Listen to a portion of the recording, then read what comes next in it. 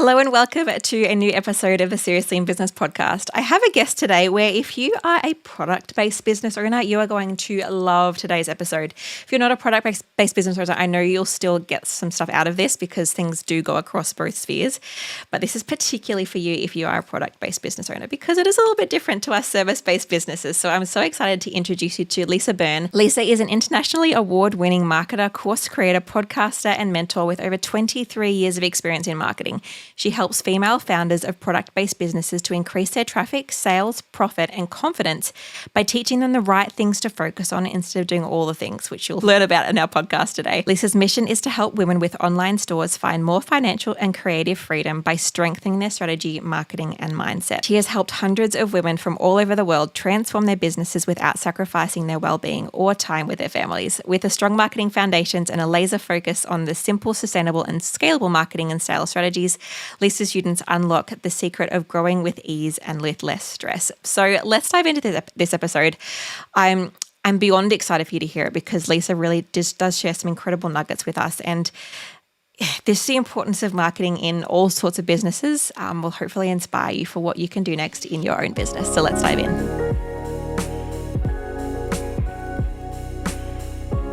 All right. Welcome, Lisa, to the podcast. Thank you so much for jumping on with me. Oh, thank you so much for having me. I'm excited. Yeah, I'm really looking forward to this because I haven't had anyone like you on the podcast yet. And that feels a bit cryptic, but I'm excited to dig more into it because it's not an area that I know a lot about myself. So before we dive in properly, I would love to ask you the question I ask all my guests, which is what does an average day in your life and business look like from like getting up to going to bed? Like what's kind of a rough routine for you? You knowing that if you're anything like me, the routine is a little bit different every week. Every day. Yes. And I'm a bit of a creature of habit. I'm a bit like Steve Jobs. I like everything to be the same. Oh, cool. This will be an easy answer for you. Well, I start by getting the kids ready for school. This morning, I think I made about 6 different breakfasts at 6 different times, which is really fun. There's only 2 children. I was going to say, how many kids do you have? Oh, they're just very demanding, very demanding. I need to do something about that. And then we finally get them out the door. And then it's down to business. I check my Slack messages. I go through my emails. I maybe prep for a client call by jumping into some Shopify analytics and Klaviyo analytics because I'm a product-based business coach. I maybe create some content, some new curriculum. If I'm launching, then I'm making ridiculous reels. Pretty much either focused on content or focused on clients. That's kind of my day. And then the kids get home ridiculously early, too early for my liking, maybe around 3:30, and making them something to eat, getting them entertained. And if I do have stuff to keep going with, I'll try and keep going. Otherwise, I do like to knock off when they get home. So I can be, the mum that is there. And then we get them to bed. And I like to watch Real Housewives at night and probably eat some ice cream and then hit the hay with, and this is a weird thing that people find so strange, I listen to crime podcasts when I'm going to sleep every night without fail. Does that not mess with your dreams?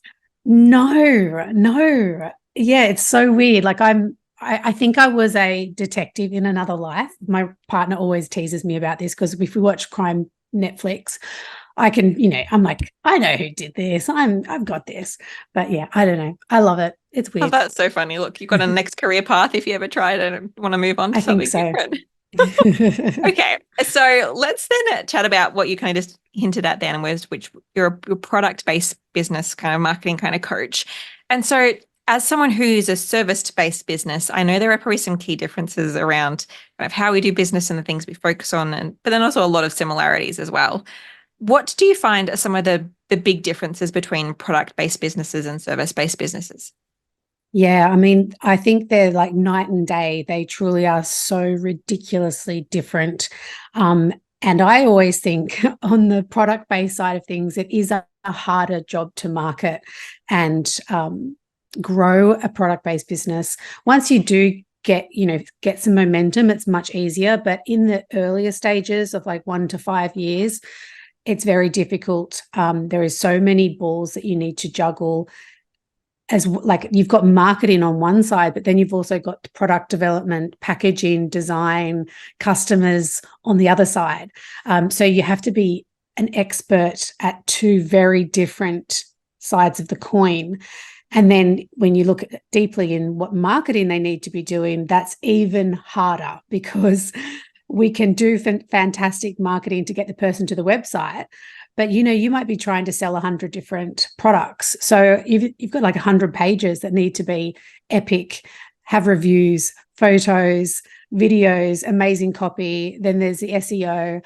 So rather than like a service-based business, you're marketing maybe 3 hero packages to a very specific client.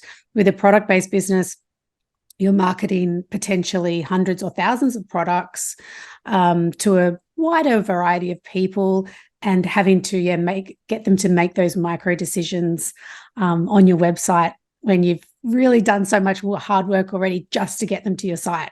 So it's not for the faint-hearted at all.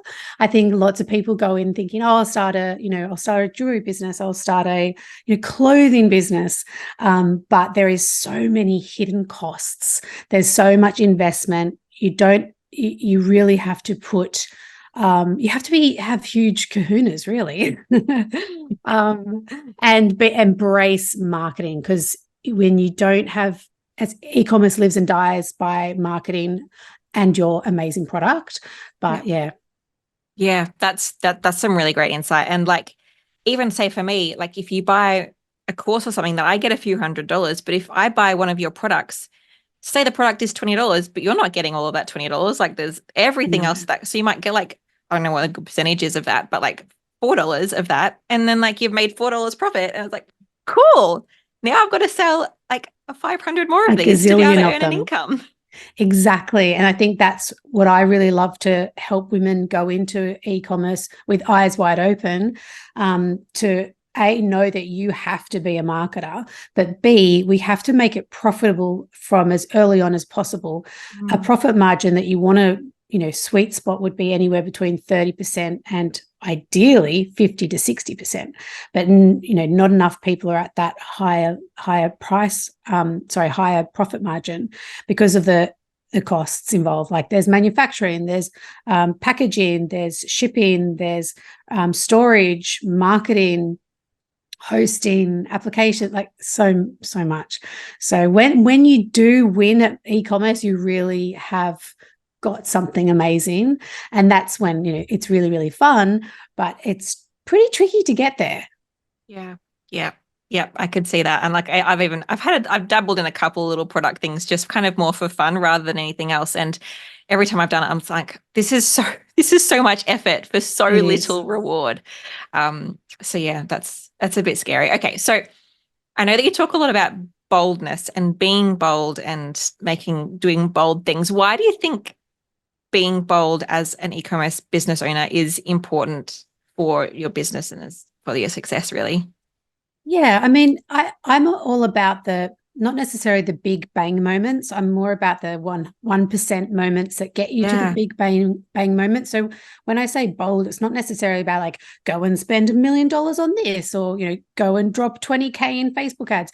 It's more about being bold, standing boldly in what you are, what you stand for, who your customer is, the problem that you solve, what you're for and what you're against, your messaging, your personality as the founder is a huge thing. If we're talking about women that have got businesses between like 0 and 5 years, really being the voice and the spokesperson and the face of the brand. So yeah, really standing boldly in those type of differentiators, so you don't wash into the crowd, because there is more e-commerce brands founded at the moment than ever. Thanks to COVID, everyone jumped in and some saw some amazing success. It's still happening. There's lots of businesses being founded now, but what you've got to keep in mind is just why you're different. Why should someone care? What is your point of difference, your voice, your personality, your vibe, your values, and standing so clearly and strongly in that. And how do we stand clearly and strongly? So say I know those values. How do I then, I don't know, communicate that and make that something that I'm boldly claiming? Yeah, that's a great question. So it has to be a clear thread across all your channels. So when I say channels, it's like your website. So it's got to be in your homepage copy. It's got to be in your visual brand, which you would know a lot about. It's got to be in your packaging design, your email copy, your social media as you show up. Your ads have got to make sense.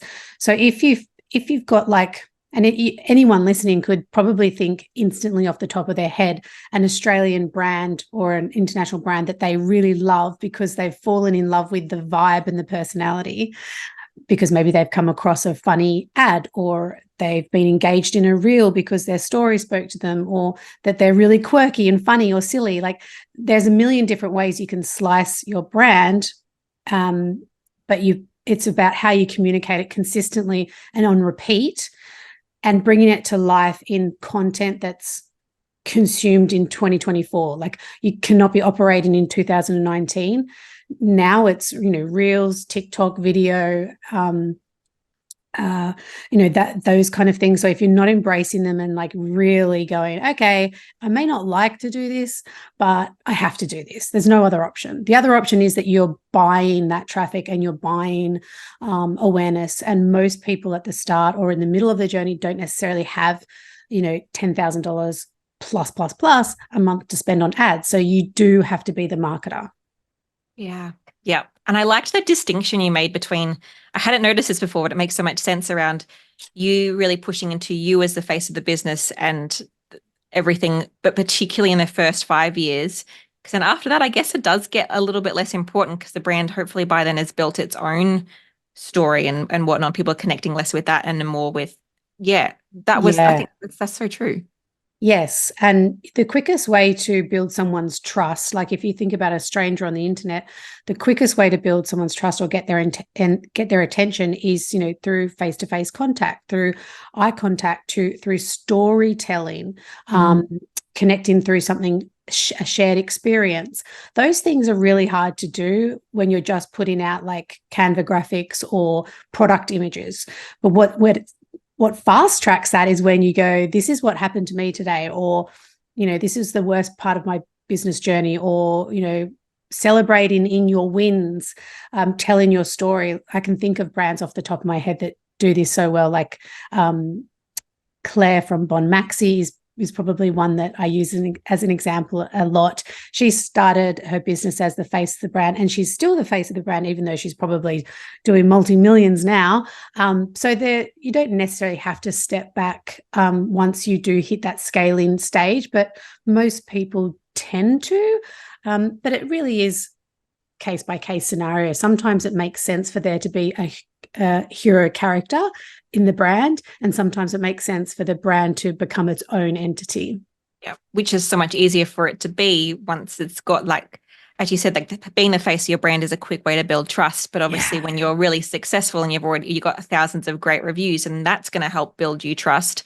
So it's less important to have you there. But that start bit is like people like people. People like people. Yeah. Yeah. So it's very similar in that case to service-based businesses for sure. But that's probably one of the only similarities. And websites needs to be perfect. And it's so interesting. I just wanted to interrupt for a moment to say that if you're enjoying this episode, I would love to invite you to my free 3-part video training to help you to create your own stunning visual brand, helping you to grow your business faster and to feel and look $1 million. If you're ready for the best year of business yet, then join over 1,000 business owners who have already taken part in the challenge to get started on creating your own brand. Join us today at whitedeer.com.au/challenge. That's the color white, the animal deer.com.au/challenge. Cannot wait to see you there. Let's get back to the episode. And the focus on marketing. I feel like every business owner kind of doesn't have their focus high enough on marketing if they really want to kind of grow and scale. What do you think a lot of product-based businesses are missing when it comes to their marketing? Yes. Let me think. Focus is number one. So trying to do too much, and women are especially a little bit guilty of this because we're people pleasers. We feel like we need to be a little bit of everything to everyone, try every channel, compare ourselves to other brands who are doing X, Y, Z, and think that we need to replicate that. Whereas really most of us are have family commitments. Maybe we're side hustling. We only have so many hours in the day. So if you're trying to do 7 different things, you're going to get really weak results out of all of them, and you're going to be exhausted. Whereas what I like to do with my clients is, okay, let's look at the data. Let's figure out where is our quick wins and where are our growth opportunities. Focus on 1 to 3 things at any given time. Less is more. Get really good results from them, and then move on to the next thing, rather than going, yeah, let's do TikTok, let's do Google ads, let's do SEO, like all at the same time. It's exhausting and it really stresses people out. Yeah. So focus is one thing. Yeah. Yeah. Do you have a second one? Because that was a really good one. I just want another one. Definitely number 2 would be clarity of message. Yeah. So I can't tell you how many websites I pull up, or actually Instagram profiles as well, which I've been screenshotting to using in examples for a new curriculum I'm doing. It's like if you're walking along the street and you're trying to choose a restaurant, but there is no logo on the window or there's no menu in the window. So you're really expecting people to like come into the door to figure out if they want to eat there. And that people just don't do that. They will just move on to the next shop that has that really clear menu and window. So if you think about your website and someone comes to it, you've got about 1 second to communicate what it is that you sell, why this person should care, the problem it solves, and why they need to buy it now, essentially. So most websites that I see, it's got maybe like a carousel image with like random shots, no copy. I scroll a little bit further down. We don't want to make people work hard for this, but most websites do. And I'm trying to patch together information as to, okay, why is this clothing brand special? Or why is this skin serum better than the others? So there's no message. And I'm noticing it now on Instagram as well. You probably see this too. It's like the bio needs work, but also the feed is kind of covered in graphics and what have you. With product-based businesses, you really need to either be showing the product in use on a human or in its situation, or the product itself, or the founder telling a story. But I've been just taking some examples of businesses that are just, it's like the shutters are down. You're trying to make people work really hard to figure out, okay, what do they sell and why should I care? That's really interesting. And what are some ways, say, on social media, we can communicate why people should care? Yeah. So having your hero, I could just call it a hero marketing message. There's other ways people call it, like a unique selling proposition or a USP. Hero message is a really clear, simple way of thinking about it. And then there may be a couple of other supporting messages underneath that. So, let's say if you're a lunchbox brand and there's lots of different lunchbox brands out there, why are you different? What's your purpose, your why? What type of mum are you going for? That would be your hero message. And then supporting messages might be like, trying to think, 100 recipe blogs or free shipping or whatever your other messages are. But it's your hero message isn't we sell lunchboxes. It's we sell lunchboxes that make mum's life better, easier, faster. So that's kind of like your hero message. You want to be using that everywhere. And then all your content in the first 9 squares needs to be the proof points. So it needs to be people raving about the lunchboxes. It needs to be people using the lunchboxes. It needs to be the founder demonstrating the lunchboxes, how much you can fit in them, showing the lunchboxes in kids' hands with different types of food in them, rather than, quotes or, just a static image. We really need to be bringing our message to life. Yeah. There's not many times people are always like, oh, I want a quote post. I'm like, I can make you a great quote post template, but I don't know what that benefit is bringing to your business unless like you're really like people that have like public speakers that say their own really great quotes, that's the time where quote posts are great. But other than that, they're not really doing that much for your business. It's just a filler. And like the way that you just suggested, like that those first 9 posts, that means that as you're continuing to post, you've got to keep posting similar kind of stuff so that when someone then comes to your feed for the first time and sees those first 9 posts, that there's still the stuff that they need to see on there. Like Yeah. it's a continual cycle. And like if I've only just heard about your lunch boxes, but like 3 months ago you posted about how great it was because they don't break when your child drops them, you need to post about that again because otherwise the new people aren't seeing that. Yes, totally. I mean, you can pin the 3 posts to the top of your page, which is really handy. But yeah, e-commerce, you do have to have that frequency and repetition of message. If let's say someone new comes into one of my programs and they're like, Instagram doesn't work, I'm not getting any traction, and I go and have a look, maybe they posted before Christmas, or maybe they've never done a reel. Maybe they don't have any highlights. Maybe they're not answering questions. So there's always something that you can be doing. But yes, frequency and repetition is going to be your new best friend. Yeah, that's very true. And like there's those little mistakes just then of just not answering questions. Like if someone comments on any of your posts, you reply back to them. You don't heart it, you reply back to them. And that's going to help Instagram, and that's going to help people know that you actually are there and care. There's so many different, like people just don't even seem to know that. So doing those little things, and yeah, that's such a good point. Do you feel like, have you noticed any trends as 2024 has begun, or things that you kind of think that 2024 will bring around how we can market or how we can like have success in business wise? Yes. So I used to be a champion for a product-based business should really be posting about their product maybe about 70% of the time. So maybe like our best sellers or how to use it, or here's some customer reviews, what have you.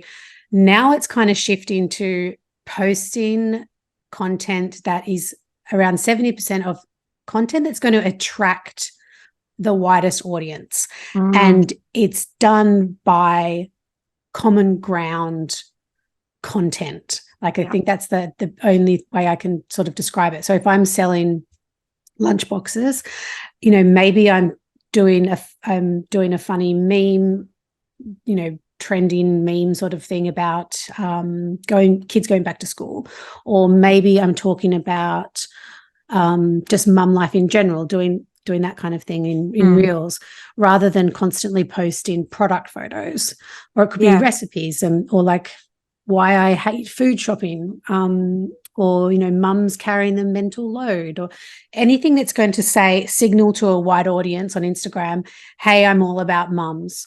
And those mums go, oh, me too, yay. And then they're like, oh, show me your lunch boxes, rather than trying to continuously just put posts out about your product. You've got to actually get new eyeballs to your Instagram and then talk about your product. So yeah, it's always changing, unfortunately, but I think now it's becoming a little bit easier because the whole super polished, perfectly timed, lip syncing, dancing reels, they're gone. So sigh of relief. And now it's about being, that buzzword that marketers like to throw around, but being authentic. So, film yourself packing an order, even film yourself making dinner. That's called B-roll. And that's what you can go and smash out 5 reels using in 10 minutes, rather than the old days where you spend like 2 hours doing a reel. We definitely don't recommend that. Yeah, that's such a great point. And yeah, that's the case with every business at the moment, is pushing into that kind of content. Instead can do really well. And like you said, it's so much easier to create too. So even if it doesn't do incredibly, you haven't just wasted 3 hours of your time trying to put that together. It's more just about making sure that the messaging is on point rather than all of the funny things that go along with that. Totally. That's where I would be spending the time, is what is the caption on that video of you making dinner that is going to signal to your people. So I guess it comes back to knowing who your people are first and foremost. Knowing their pain points, their passion points, what they're thinking about, what they're struggling with, and really honing in on those messages for your reels. So yeah, I mean, It's tricky. It's tricky. You know, if you're not a marketer, it does feel very overwhelming. So I would say if you feel like you're struggling with marketing or Instagram in general, find your people that will help you. You know, find someone like you who will help you with your graphics and your brand, because that alone is going to give you so much direction. Or find a coach or a copywriter or even just a business buddy that's going to say, oh, that's a really good idea, or nah, that one doesn't land, you know, try something different. Yeah. And it's like, and again, like you don't have to focus on all of those different things at once, but be like, all right, next month I'm just going to really focus on my graphics, or I'm going to really focus on my messaging. I'm going to really focus on and do each step at a time and do it really well. Like, yeah, when you nail your messaging, like that puts its fingers across everything. And when if you nail your branding, usually you've nailed your messaging because you've nailed your branding because you had that clarity. And so like having those different things that you've thought through and actually done one step at a time rather than just doing all of them really poorly, which might happen at the very start when you're just like, I should get something out there. But then when you're spending that time refining, like doing that refining really well, and then seeing the results from that. Yeah, it can give you so much relief having a clear message and a clear brand, and so much confidence as well, because it's like, oh my God, I've finally figured out who the hell I am. Yeah. And now I can confidently market myself because I know what to say. Yeah, because when you like open up like that's exactly the point too, because it's harder to post onto Instagram when you don't know what you're posting. But if you know what your message is and you know that it looks great, then you're like, okay, cool. I just need to share this thing. Like it makes sense that this is what I share. Whereas when you haven't got that clarity, it just makes everything hard. It does. Yeah. so hard. Thank you for those tips. Do you have any final words of wisdom for product-based businesses? Maybe something you've been seeing a lot at the moment that you're like, I just want to make sure that people just get this or think about this or understand this? Self-belief is another thing. Like, you know, because marketing is tricky and you're probably comparing yourself to everybody else, please don't do that, and just work on your self-belief and your confidence, because it truly is going to be the thing that keeps you going. It takes you through the bumpy stuff, makes the highs even higher, but just believe in yourself. And if you feel wobbly, know that it's going to pass and you've got this and you can keep going. So yeah, that's probably my last words of wisdom. Yeah, because I feel like so much of it is persistence, because there will be that really like running every single business that I've ever spoken to any business owner of is hard. And so it is hard. Those ones that stand the test of time usually haven't got everything right the whole way. They're the ones that have pushed through the hard bits and kept on going and really believed in themselves. Yes. Yeah. Failure is just the, step closer to success. Yeah. That's a great thing to remember. Well, thank you for sharing with us. If anyone is a product-based business owner listening to this and they want to learn more from you or work with you, how can we get in touch? Yeah, you can come to my website, lisabyrne.com.au, or find me on Instagram. I'm always over there doing silly reels, and my handle is at Lisa Byrne Marketing. Amazing. And just, can you spell Byrne just so for anyone who doesn't know? Good point. Byrne. Beautiful. I always make sure, like, even for my business, I need to always specify it's white, the color, and then dear the animal, not dear like dear John. Whole thing. So the whole thing. Yeah. In fact, I probably wouldn't have chosen it now that I think about that, because of that disclarity. But 10 years in, we're owning it now. Yeah, too bad. Too bad it's done. No, thank you so much for joining us. I really appreciated those insights. Thank you so much for having me.